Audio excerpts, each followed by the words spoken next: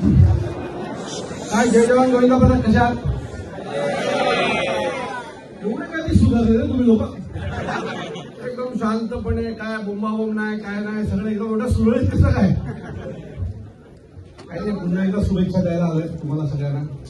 खरं तर तुम्हाला शुभेच्छा देणं पण कधी कधी असं वाटतं की साला कोणाला आपण देतोय.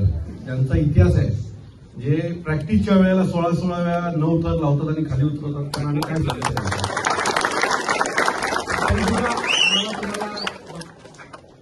आम्हाला तुम्हाला हे सगळं करताना पाहिल्याच्या नंतर आम्हाला स्वतःला एक जोश येतो. आम्ही आयोजक असतो आणि ज्यावेळेला तुम्हाला अशा ठिकाणी तर लावताना आणि सगळं पाहताना जेव्हा पाहतो तेव्हा असं वाटतं की नाही चला या वर्षीची देखील आमची दहीहंडी जोशात होणार, आम्हाला प्रसिद्धी मिळणार अशी आम्हाला अपेक्षा असते. दरवर्षी मी ज्या वेळेला जय जवानला येतो म्हणजे हनुमान जयंतीला येतो किंवा आपल्या प्रॅक्टिसच्या वेळेला येतो त्यावेळेला जेव्हा मंदिरात जातो आणि बजरंग बलीसमोर नतमस्तक होतो त्यावेळेला माझी एकच इच्छा असते देवा ह्या वर्षी तरी आपल्या पोरांना हात लागू दे.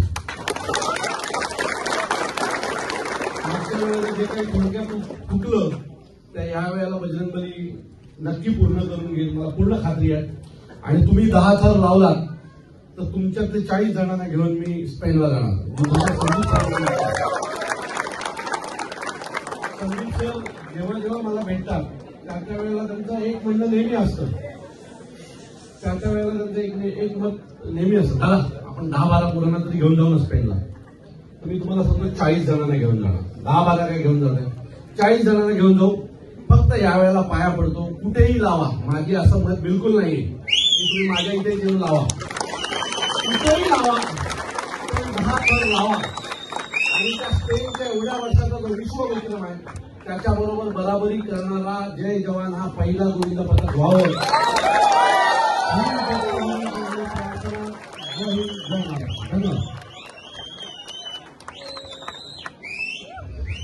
धन्यवाद दादा. यावर्षी नक्कीच आपण जेवढं स्वप्न पाहिलेलं आहे ते सर्व स्वप्न आपण पूर्ण करणारच आहोत आणि संदीप सरांनी तसे शब्द सुद्धा दिलेला आहे त्यावर्षी नक्कीच ते 10 थर चढून उतरतील. मला संदीपवर खूप विश्वास आहे त्याच्या मेहनतीवर आणि त्याचं डेडिकेशन. मी तुम्हाला एक सांगतो मागच्या मे महिना चालू झाला आता संदीपचं आणि माझं मागच्या 5-6 वर्षात रेग्युलर भेटणं असतं बोलणं असतं विविध गोष्टीत. तो मला भेटायला ठाण्यात येत असतो मी त्याला भेटायला इकडे येतो खाली गप्पा मारत आम्ही लोक रात्रीचे बसतो. तो मे महिना लागला ना की तो त्याची सगळी कामधंदे सोडून देतो. घर चालेल की नाही त्याला माहित नसतं बाकीच्या गोष्टी माहित नसतात. त्याच्या डोक्यात एकच असतं की जय जवान गोविंद पथक आणि माझे 9 थर माझे 10 थर लागले पाहिजे. इंजन झालेली पोरं